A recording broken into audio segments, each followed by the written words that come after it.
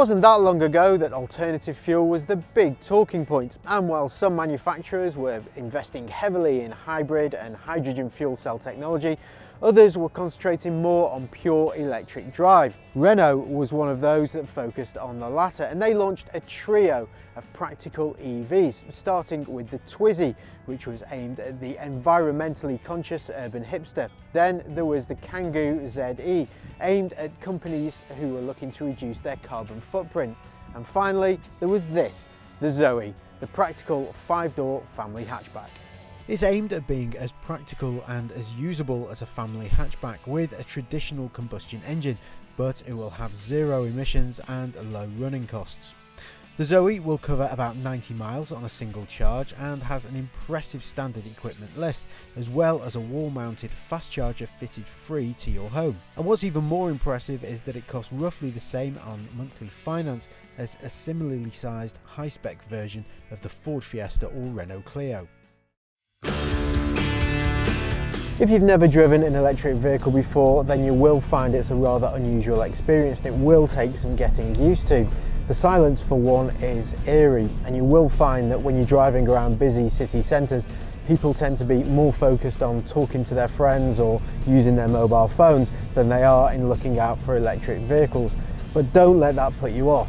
One of the big benefits about electric cars is the lack of any gears, which makes for smooth, swift progress.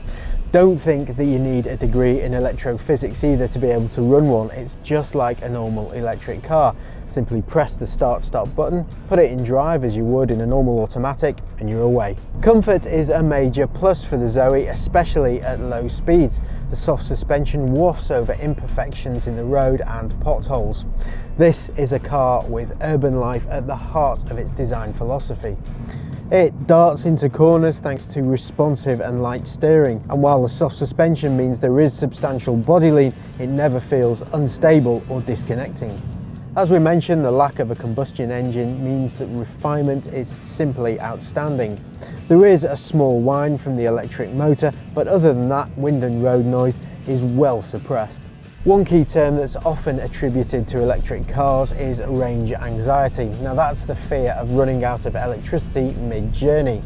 For many though, an electric car is a second family car, used for short journeys to and from work, or dropping the kids off to school or popping to the shops. So the range, which is up to 250 miles in ideal conditions, or a more realistic 150 to 120 miles in real world conditions, is more than enough for most people. And should you find yourself going further afield, then it's just a case of plotting a route to take into account charging stations. The journey may take longer to stop for a top-up charge, but many electric vehicle drivers claim they actually arrive feeling more refreshed after charging breaks. An 80% charge will take around an hour using a fast charger if you go for a quick charge version, or around 3 hours from free home fast charger and public chargers. If you need to charge from a friend's house though, not only do you need to pay for a cable that means you can charge from an ordinary 3-point plug, but it will take up to 9 hours for a full charge. The driving manners are impressive then, but how about the interior? Does it really match up to the best in class?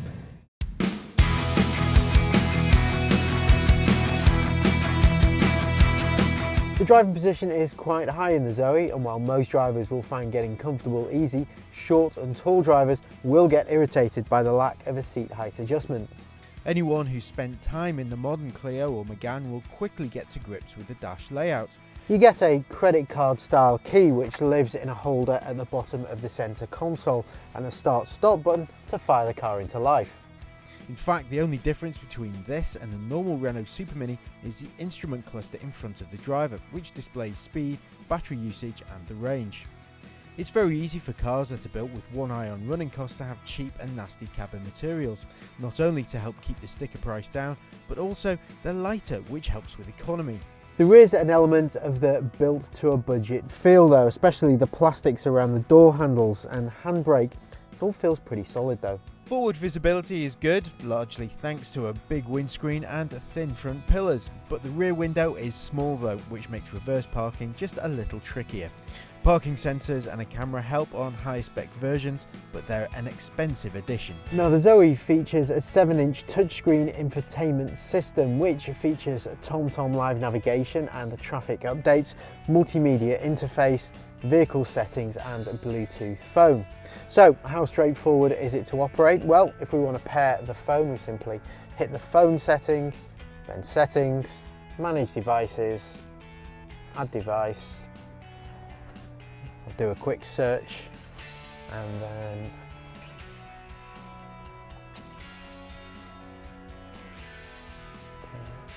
okay. So a relatively quick and simple operation.